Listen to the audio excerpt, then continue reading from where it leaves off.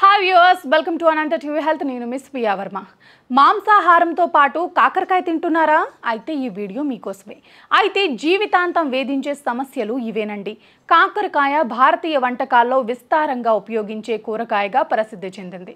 దీని చేదు రుచి వల్ల ఆరోగ్యానికి అనేక ప్రయోజనాలు ఉన్నాయి. అయితే మాంసాహారంతో పాటు కాకరకాయను తింటే కొన్ని అనుకోని దుష్ప్రభావాలు ఎదురవుతాయని నిపుణులు చెబుతున్నారు. ఆయుర్వేదం కొన్ని సాంప్రదాయ వైద్య విధానాల ప్రకారం కొన్ని ఆహార పదార్థాల కలయికలు జీర్ణ సమస్యలకు లేదా ఇతర ఆరోగ్య సమస్యలకు దారితీయవచ్చు.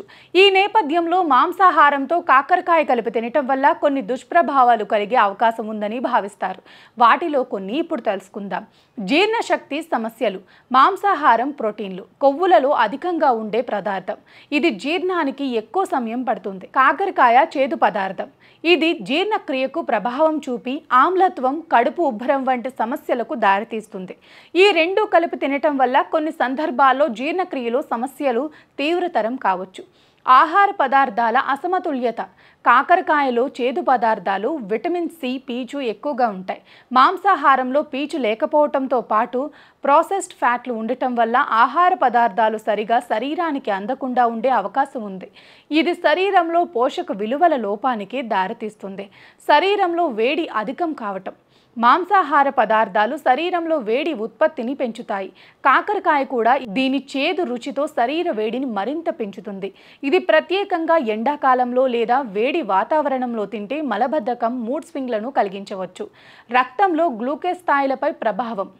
కాకరకాయను సున్నితంగా తినటం వల్ల రక్తంలో చక్కెర స్థాయిలు నియంత్రణంగా ఉంటాయి. కానీ మాంసాహారంతో కలిపి తింటే రక్తంలో ఇన్సులిన్ స్థాయిలపై ప్రభావం చూపి చక్కెర స్థాయిలను అస్థిరంగా చేస్తుంది. ముఖ్యంగా మధుమేహం ఉన్నవారికి ఇది ప్రమాదకరంగా ఉంటుంది. రుచి, ఆహార సంబంధిత సమస్యలు. మాంసాహారం రుచిలో మసాలాలతో నిండి ఉంటుంది.